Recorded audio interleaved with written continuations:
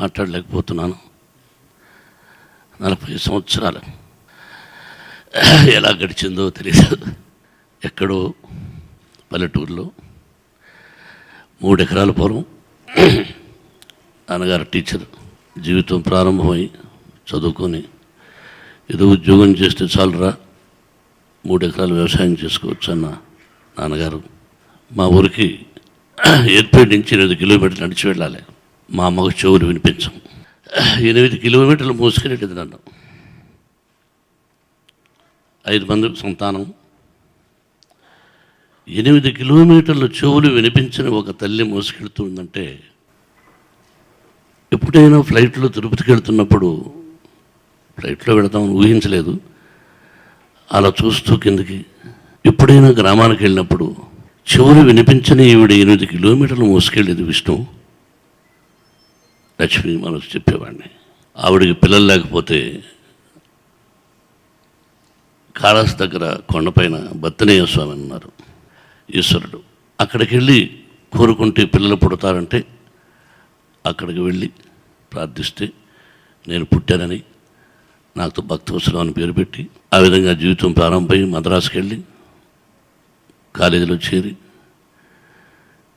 Physical education training చదివి అక్కడే నానా కష్టాలు పడి ఉద్యోగంలో చేరి, ఉద్యోగంలో అక్కడే ఎందుకు చేరామంటే సినిమాల్లో నటించాలనే ఆశ. మిగతా ఇంతకుముందు చూశారు. ఒక సినిమాకు నేను అప్రాంటిస్, దాసరి నారాయణరావు గారు, దానికి co director and dialogue writer. ఆ పరిచయం నాకు తండ్రి తర్వాత తండ్రి. భక్తవత్సల నాయుడిని మోహన్ బాబుగా మార్చింది గురువుగారు. ఒక విలన్గా, ఒక కమెడియన్గా, ఒక క్యారెక్టర్ ఆర్టిస్ట్గా, ఒక హీరోగా. ఎన్టీ రామారావు గారితో సినిమా తీసిన మోహన్ బాబు, ఆయన తర్వాత ఎవరి పేరంటే హీరో తర్వాత మోహన్ బాబు పేరు ఆయన రాసుకునేవాడు. చిన్న డైలాగు చెప్పాలంటే ఈరోజు అనుకోవచ్చు పెద్ద డైలాగులని, ఆ రోజు చిన్న డైలాగ్ అంటే ఇలా ఉండాలి, బడ్జెట్ అంటే ఇలా ఉండాలి, క్రమశిక్షణ అంటే ఇలా ఉండాలి. కాలుతో డైలాగు చెప్పనప్పుడు బూటు కాలుతో నా కాలు మీద ఇలా తన్ని, అలా కాదు ఇలా చెప్పు డైలాగ్ అన్నాడు. ఆ రోజే వెళ్ళిపోవాలనుకున్నాను. ఏంటి నా ఇలా మాట్లాడుతున్నాడు, ఇలా చేస్తున్నాడు అని. అది మహానటుడు ఎన్టీ రామారావు గారి తర్వాత డైలాగు మోహన్ బాబే చెప్పగలడు అని అది పునాది వేసింది నా తండ్రి దాసరి నారాయణరావు గారు.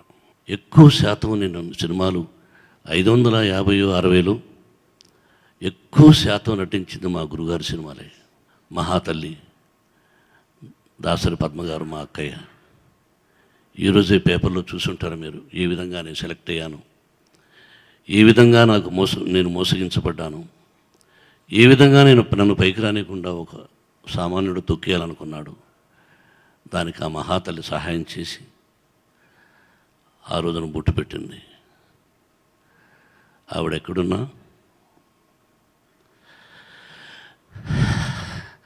ఆవిడ ఆశీస్సులు బాగుంటాయి. అలా జీవితంలో మొదటిసారి రుణపడి ఉండడం అంటే ఒక దాసరి నారాయణరావు గారు గురువు గారికి. ఆ తర్వాత మార్గంలో కేఎస్ఆర్ దాస్ గారు, డూండి గారు, ఎంతోమంది దర్శకులు, నిర్మాతలు, సాంకేతిక నిపుణులు, ఒక సత్యానంద్, ఒక ఆత్రేయ గారు,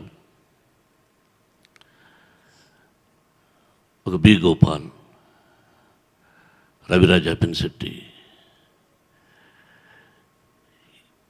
సోదరుడు రాఘవేంద్రరావు, ఇలా చెప్పుకుంటూ పోతూ ఉంటే పేర్లు 560 ఎంతమంది ఉన్నారు. నా తల్లిదండ్రులు చేసుకున్నటువంటి వాళ్లకు భగవంతుని ఆశీస్సులు, నాకు నా తల్లిదండ్రుల ఆశీస్సులు ఉండబట్టి ఈ స్థానానికి రాగలిగాను. 2 జతల బట్టలు కారు షెడ్లో ఉండేవాడిని. వర్షం వస్తే చినుకులు పడేటివి. 25 రూపాయలు రెంటు కార్ షెడ్కి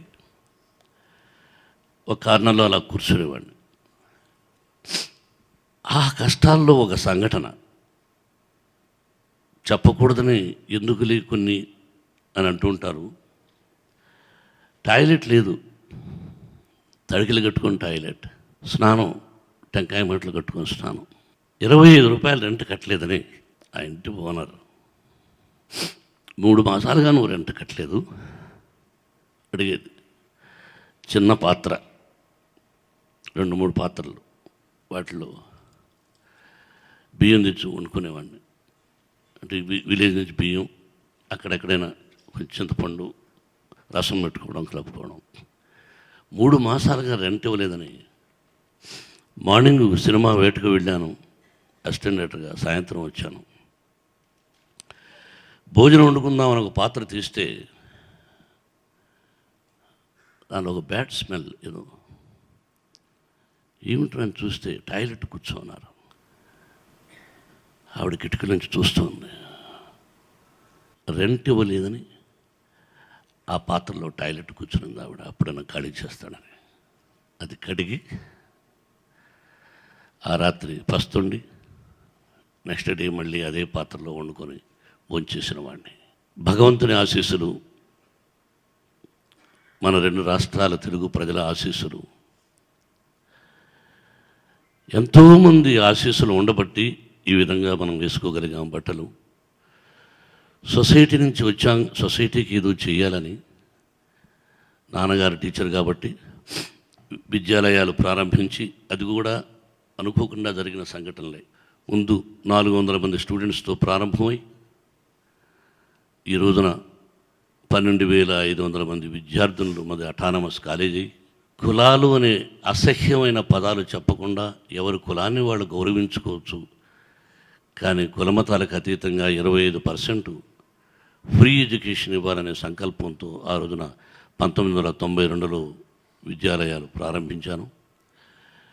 మహానటుడు శివాజీ గణేశన్ గారు ప్రాస్పెక్ట్స్ ఓపెన్ చేశారు. ఆ విద్యాలయాలు స్టార్ట్ చేసేదానికి డబ్బు తక్కువగా ఉంటే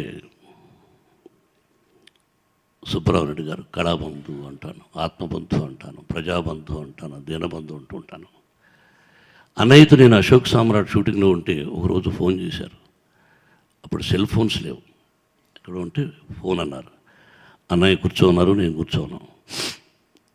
ఫోన్ సార్ సుబ్బారావు రెడ్డి గారు అన్నారు. సరే తర్వాత మాట్లాడతానని చెప్పు అంటే ఆయన విని ఏమది అన్నారు. ఇలా సుబ్బారావు రెడ్డి గారు ఫోను, వెళ్ళిరండి. లేదన్నా ఏం మేము వెయిట్ చేస్తామని నేను వెళ్ళి ఫోన్ చేసి వచ్చాను. ఏమిటి విషయం అన్నాడు. ఇలా ఎవరో బ్యాంక్ చైర్మన్ ఆయన ఇంటికి వస్తారట, స్కూల్కు అప్పు కావాలి 1 కోటి రూపాయలు, అప్పు ఇవ్వరు ఎడ్యుకేషన్ ఇన్స్టిట్యూషన్స్కి, కానీ ఒకసారి రమ్మన్నారు ఆయన అన్నాను. ఏం చెప్పారు, ఈరోజు కుదరదు, అన్నగారితో షూటింగ్ అన్నాను. వెంటనే లైట్స్ ఆఫ్ అన్నారు ఆయన. వెళ్ళరండి అన్నయ్య, ఎక్కడ నాన్న, ఎక్కడ స్టూడియో, ఎక్కడ సుబ్రహ్మణ్యుడు గారు ఇల్లు, నాచారం, వెళ్ళరండి చెప్పాం కదా అన్నారు. సరే అక్కడి నుంచి వచ్చి అప్పటికి చైర్మన్ వెయిటింగ్. 1 కోటి రూపాయలు ఇన్స్టిట్యూషన్స్కి ఇవ్వనంటే చైర్మన్, నేను కావాల్సిన సంతకం పెడతాను, యు గివ్ హ్యూమ్ అని. ఆ రోజున 1 కోటి రూపాయలు 1992, జస్ట్ ఇమాజిన్, బ్యాంకులో అప్పు తీసుకోవడం అంటే. ఆ రోజు నుంచి ఈ రోజు వరకు ఆత్మీయుడు, మంచి స్నేహితుడు. అందుకే ఈ రోజున ఇన్ని విద్యాలయాలు అంత డెవలప్ అయిన దానికి ఆ రోజున 1 కోటి రూపాయలు లేకపోతే కష్టం. అందుకే సుబ్బారావు రెడ్డి గారిని, ఆత్మీయుడిని ఈరోజు పిలవడం జరిగింది. నాకు అత్యంత ఇష్టడు రామానాయుడు గారు. మద్రాసులో రామానాయుడు గారు, సురేష్ బాబు అమెరికా వెళుతున్నాడయా, ఉదయం వస్తావా అన్నారు. ఇంటికి వెళ్ళి అమెరికా వెళుతున్నప్పుడు ఫస్ట్ బుక్ ఇంటికి వెళ్ళి ఇచ్చినవాడిని నేను. రామానాయుడు గారి బ్యానర్లో యాక్ట్ చేస్తే చాలు అనుకున్నాను. ఫోను చేస్తే ఆ ఫోను అందుబాటులో ఒకవేళ తీగిపోతే అయినా within 2 minutes or 3 minutes Ramanaidu గారి దగ్గర నుంచి ఫోన్ వచ్చేది. ఎటువంటి సంస్కారం ఎంతమందికి ఉంటుందో ఎడల్లో లెక్కేసుకోవాలి. ఇలా మాట్లాడుకుంటూ పోతే ఎంతో చెప్తూ పోతూ ఉండాలి. ఏదేమైనా మరొకసారి నాకు నటుడిగా జన్మనిచ్చిన నా తండ్రి దాసనారాయణరావు గారికి, ఆత్మీయులు సుబ్బరామరెడ్డి గారికి, రామానాయుడు గారికి, నా దర్శకులకు, నా ప్రయాణంలో సహాయం చేసిన వారికి, నన్ను రాజ్యసభ వరకు పంపించినటువంటి అన్న నందమూరి తారక రామారావుకి, చంద్రబాబుకి, ఎంతోమంది ఆత్మీయులకి హృదయపూర్వక నమస్కారాలు తెలియజేసుకుంటూ, ఎమోషన్లో కొన్ని మర్చిపోతుంటాం. మమ్మల్ని ఎక్కడో మారుమూల, ఇప్పుడు టీవీలు వచ్చాయి, అంతకుముందు పత్రికల్లో ఎక్కడో ఒక మారుమూల, అది వైజాగ్ అరకులో కావచ్చు, ఇంకో చోట, వాళ్ళందరికీ మోహన్ బాబు అనే ఒక నటుడు ఉన్నాడని అక్కడ కొరకు పరిచయం చేసినటువంటి జర్నలిస్టు సోదరులకి, మీడియా, టీవీ మీడియాకు, యాజమాన్యానికి, కార్మిక సిబ్బందికి, పాత్రికేయులకి, ప్రతి ఒక్కరికి